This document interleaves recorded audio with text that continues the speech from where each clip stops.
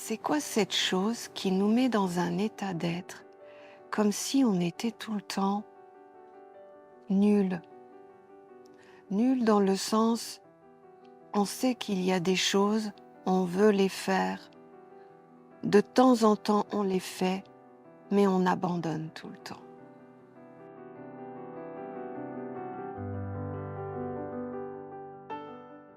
Pour entretenir son corps, on doit manger le plus sainement possible, mais on ne le fait pas quand on y pense. On sait que pour avoir une santé subtile en soi, on essaie de ne pas avoir de mauvaises pensées. Pourtant, on le fait. Et toute notre vie est comme ça. On sait qu'il y a des choses qui sont vraiment mieux et bonnes pour notre élévation, mais surtout pour nous permettre d'avoir une réalité sur la lumière. Mais on ne le fait pas. Pourtant, Dieu sait qu'on a envie de le faire. Et pourquoi? C'est quoi cette magie? C'est quoi cette chose qui nous met dans un état d'être, comme si on était tout le temps nul? Nul dans le sens, on sait qu'il y a des choses, on veut les faire. De temps en temps, on les fait, mais on abandonne tout le temps. On est tous dans le même bateau et dans la même histoire. Il n'y a pas à être plus grand, plus petit. On vit tous ça.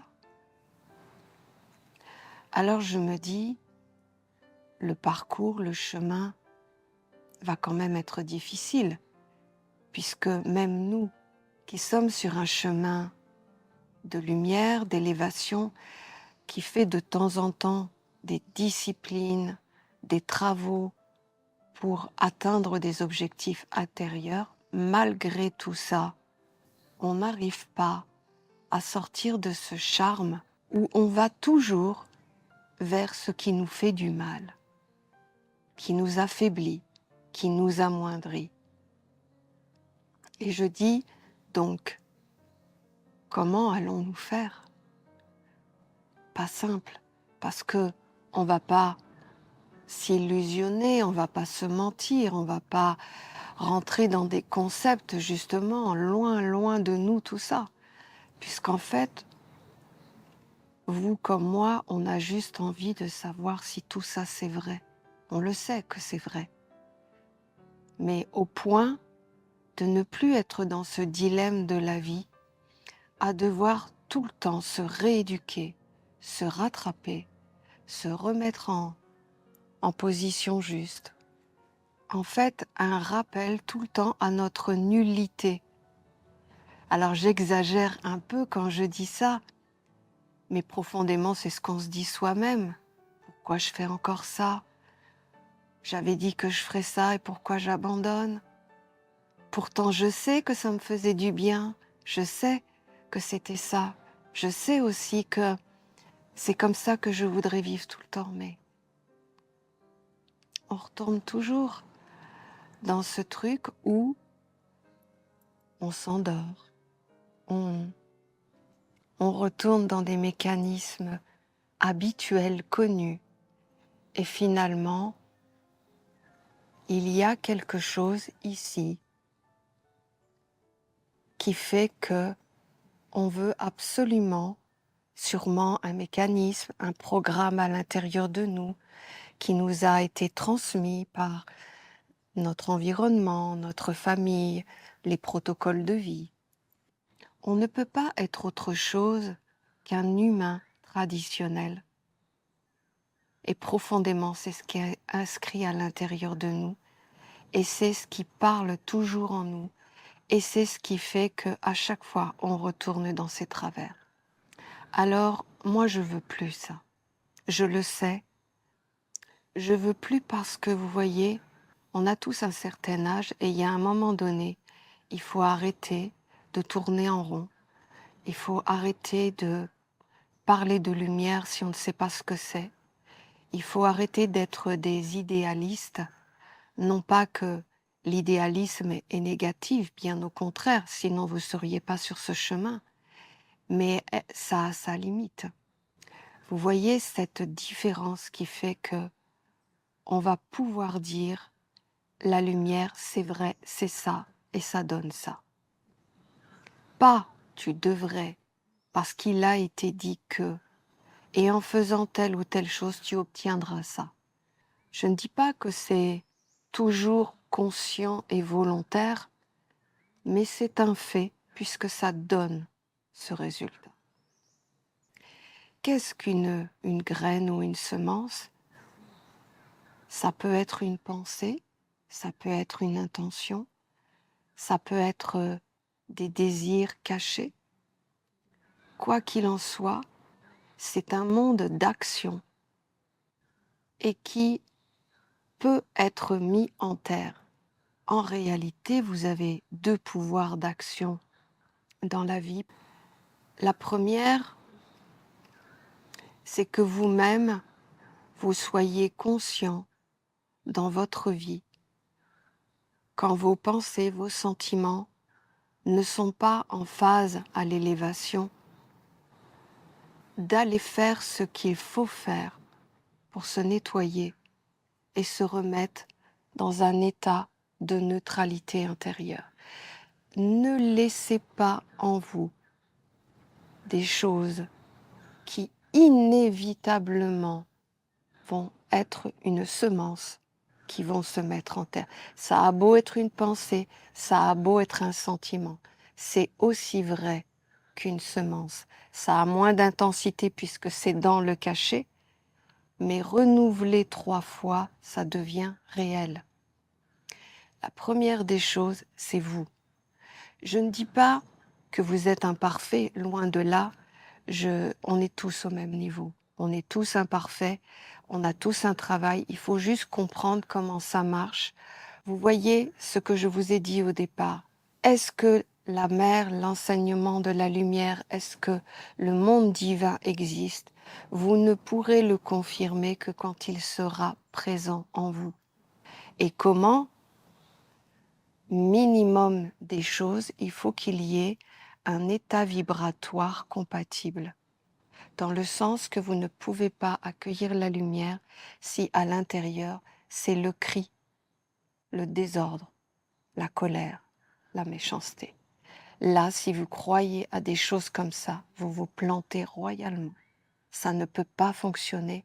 Et c'est pour ça que dans le monde, les êtres qui vont vers la lumière n'incarnent pas la lumière, parce qu'ils pensent qu'ils peuvent réellement parler de lumière et 5 minutes après être dans la colère, le mécontentement et ainsi de suite, comme si ça n'avait pas de lien et de conséquences. Comme si quand ils étaient en prière ou en méditation, ils étaient dans un cadre et avec un monde, et qu'à côté c'était un autre monde. Eh bien non. La réalité, c'est que quand tu pries, quand tu médites, tu le fais avec ton corps qui respire avec des mondes subtils et des liens qui sont en permanence dans ta vie. Donc, la première des choses que j'aurais à dire, c'est de préserver notre terre, notre mer, en essayant d'éduquer notre corps à un diapason pour pouvoir être un véritable disciple. Un diapason veut dire j'ai connaissance que là je suis pas dans le mieux de moi-même à l'intérieur. Ne laissez pas les choses à l'intérieur. Allez tout de suite les nettoyer. Tout de suite. Voyez, on lit des messages de la mère, le nettoyage. Le nettoyage, c'est pas seulement mettre un coup de balai dans sa chambre ou sa cuisine. Le nettoyage, c'est quand tu sais qu'il y a quelque chose de sale, c'est-à-dire un inconfort, quelque chose qui n'est pas bon à respirer, quelque chose avec lequel on n'a pas envie de vivre, eh bien, qu'est-ce qu'on fait? On n'attend pas 5 minutes, on se lève, on va à la rivière, on va mettre les pieds dans la rivière, on va prendre l'eau et on se purifie, tout simplement. Ou on fait brûler de l'encens et on se purifie, on dégage les pensées, on dégage les sentiments et on y met une autre à la place, celle que vous voulez équilibrer dans le sens. Si vous êtes dans la colère, eh bien, par exemple, amenez l'apaisement, la sérénité, la gentillesse, basculez afin que votre corps soit dans un mécanisme inconscient, que vous, c'est votre priorité de laisser vivre en vous certaines pensées, certains sentiments, certains désirs, et que le reste ne sont pas invités. Ils peuvent passer dans votre vie, bien sûr, parce que dans le fond, il n'y a rien de négatif en soi d'avoir une pensée négative ou d'avoir un sentiment négatif. C'est qu'en fait, c'est révélateur d'un truc qui ne va pas. C'est révélateur qu'il y a soit une incompréhension, soit tu ne peux pas le vivre parce que c'est pas en harmonie à l'extérieur. Quoi qu'il en soit, ça a un sens. La seule chose que vous avez à faire, c'est de ne pas le laisser vivre en vous. Si vous le laissez vivre en vous, tout ce que vous ferez de lumière sera absorbé par ce monde. Donc, vous n'atteindrez pas les buts que vous souhaitez. Ça, c'est la première chose. Prendre soin de ta terre intérieure, c'est prendre soin de la terre. La deuxième des choses va être pour nous, la communauté, va être également de devenir comme des mères qui vont protéger leur enfant. Vous voyez, quelqu'un vient faire du mal à votre enfant, qu'est-ce que vous faites? Vous vous levez, puis vous dites, maintenant, tu touches pas. Vous savez que vous savez le faire. Tout le monde sait le faire. Le seul problème aujourd'hui, c'est qu'on n'a pas cette attitude. On laisse venir, par exemple, des êtres, on leur ouvre les bras, et ça, c'est honorable et gentil, et on accueille toutes les poubelles. On accueille toutes les poubelles.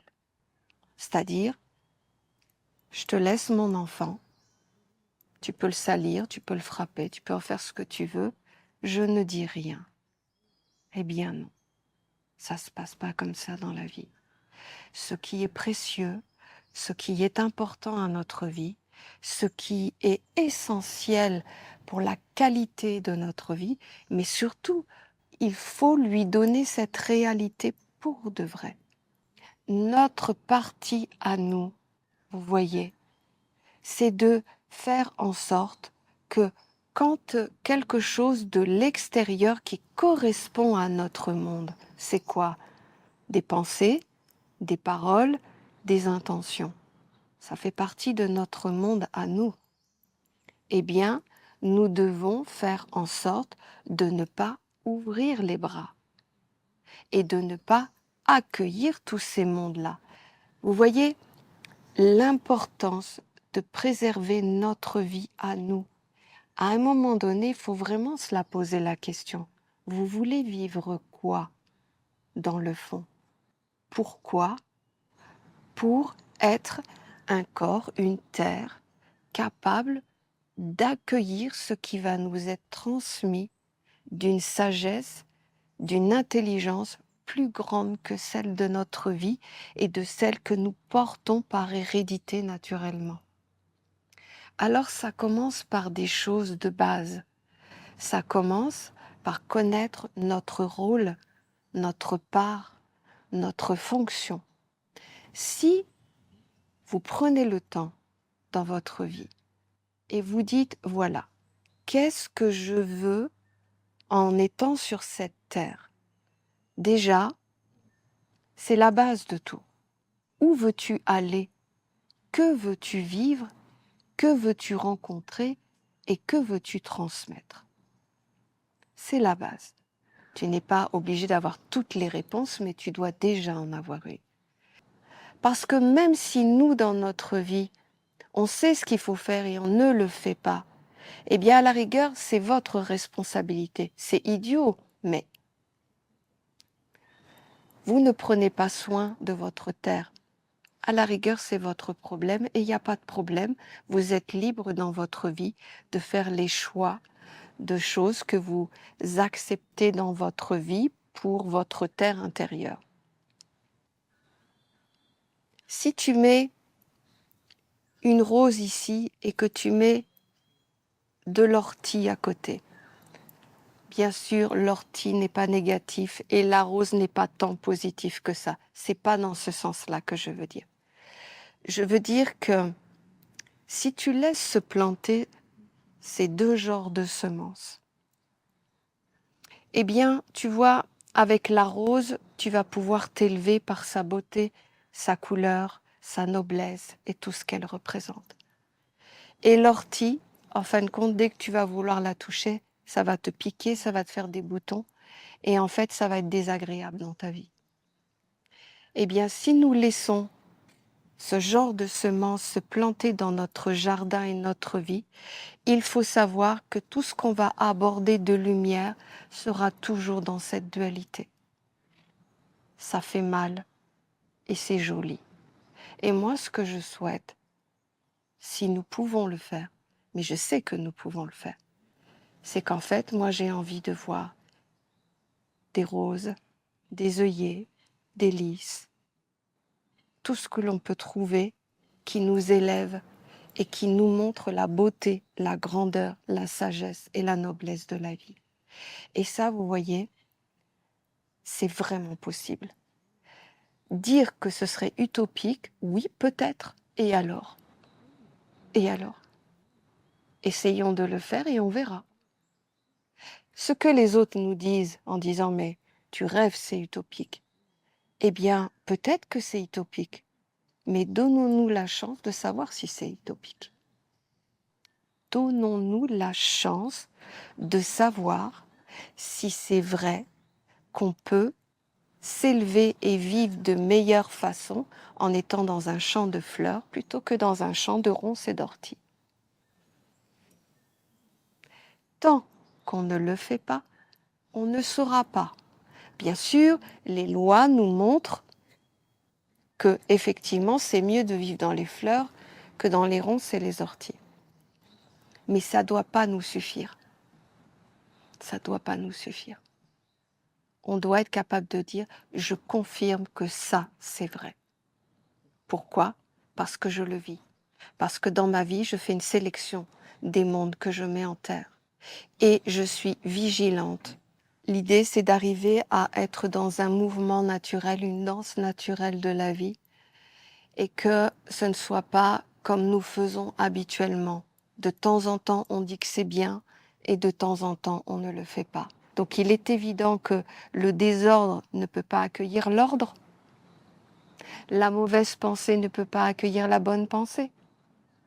Le mécontentement ne peut pas accueillir la joie. Il y en a qui croient encore ça. Mais moi, je vous dis que ça ne fonctionne pas. Seule la joie attire la joie. Seul l'ordre attire l'ordre. Seule la bonté attire la bonté. Mais il ne peut pas y avoir deux mondes opposés qui s'attirent. En général, c'est l'inverse de l'aimant, ça se repousse. Donc, vous voyez l'importance que nous, notre mission en tant qu'être incarné sur la Terre, c'est déjà de prendre conscience du capital de vie que nous avons. C'est la première des choses. Préservez votre terre intérieure, préservez notre terre qui nous fera évoluer et qui permettra d'accueillir la subtilité des mondes, d'accueillir les éléments, les esprits, la mer et peut-être ainsi de suite. Mais en attendant, nous devons être conscients, sans être fanatiques, sans être fermés, mais être un danseur de la vie. J'ai envie de savoir si c'est vrai qu'on peut vivre en communauté avec une vision commune. C'est quoi cette vision commune? De préférer les vertus aux contre-vertus, tout simplement. Juste ça. Est-ce qu'on peut savoir si dans une communauté de vie, dans la même vision de la vie, juste ça, parce on peut partir loin, loin, loin dans la lumière et dans l'enseignement de la lumière, mais ce qui est réel, c'est quand c'est vrai et que ça fait partie de notre vie. Est-ce que nous, dans une communauté de vie, où nous vivons au même endroit, nous avons peut-être des orientations de vie différentes, et ça c'est correct. On ne peut pas tous avoir la même vision finale de ce qu'on souhaite de la lumière. Mais par contre, on peut avoir un accord communautaire d'avoir une qualité de vie commune. Est-ce qu'on est d'accord qu'on peut tout faire pour essayer de vivre avec les vertus plutôt qu'avec les contre-vertus? Et si on se dit que tout le monde pense comme ça, eh bien dans ces cas-là, il n'y a plus de contre-vertus. Ce sont juste des messagers qui montrent que quelque chose ne va pas. Et dans ces cas-là, tu prends ta part, tu le nettoies, tu le transformes, tu lui donnes une réponse, tu l'équilibres. Mais quoi qu'il en soit, tu ne laisses pas ce monde chercher des êtres faibles pour s'ensemencer en eux, car tu es responsable de la qualité d'être et respiratoire de notre communauté. Et je pense que si nous sommes basés sur cette même chose de base de vie, eh bien, vous voyez, je crois qu'on pourra aller beaucoup plus loin. Parce qu'en fait, on aura une terre sur laquelle chacun fait sa part. On protège sa terre intérieure, on protège l'environnement pour accueillir la mer, et on se donne l'idée commune que on va essayer au quotidien de vivre avec les vertus. Et quand il y a des choses qui ne vont pas dans la tête, il ne faut pas les jeter. Parce que ce serait la bêtise de faire ça. Ce serait s'halluciner. Il faut les regarder. Qu'est-ce que ça veut te dire? Si tu as une mauvaise pensée sur une chose ou sur une personne, bah écoute, fais tout pour régler la situation. Plutôt que de mouliner et de le laisser se grandir, grandir, grandir, au point qu'à un moment donné, ça va toucher ta parole et tu vas commencer à le partager avec d'autres. Puis ainsi de suite. Alors qu'en fait, à la base, c'est pas si grave que ça. À la base, c'est qu'effectivement, en toi, pas en l'autre, l'autre est le support. L'autre est le support. Parce que si tu vois ça chez l'autre, c'est que tu le vois à l'intérieur de toi. Parce qu'il y a plein de choses que tu ne vois pas chez l'autre, parce que tu ne les portes pas. Tu n'as pas d'interrogation là-dessus. Donc rien, tu n'as pas de miroir. Quand tout va bien, tu n'as pas de miroir. C'est quand en toi ça ne va pas que tu as un miroir. Ce miroir, c'est le tien, ce n'est pas l'autre. L'autre est le support, va avoir tous les critères extérieurs pour titiller ta chose. Mais ça n'a rien à voir avec la personne. Ça a à voir avec un monde qui arrive et qui te montre qu'il n'y a pas de réponse, ou c'est déséquilibré, ou il y a quelque chose qui ne va pas. Il y a un truc qui n'est pas posé dans une harmonie. Eh bien, c'est pas plus grave que ça. Vous le regardez, vous vous posez, vous méditez, pourquoi j'ai ce genre de pensée, pourquoi je pense ça sur cette personne, mais est-ce que moi à l'intérieur, je suis claire aussi, et ainsi de suite. Et puis regardez pourquoi c'est venu. Et à ce moment-là, vous prenez le monde des vertus en disant, bon bah écoute, je vais laisser de côté ce truc-là, effectivement, je vais faire quelques pas pour arranger ça, et de l'autre côté, je vais le laisser s'éteindre naturellement. Et je ne vais pas en vouloir, ça n'a rien à voir avec la personne. Bien sûr, ce que je dis est assez général. Il y a des êtres qui sont vraiment porteurs de choses négatives. Il y en a des êtres vraiment méchants. Et dans ces cas-là, ce n'est pas forcément vous. C'est vraiment une personne qui est profondément incarne la méchanceté.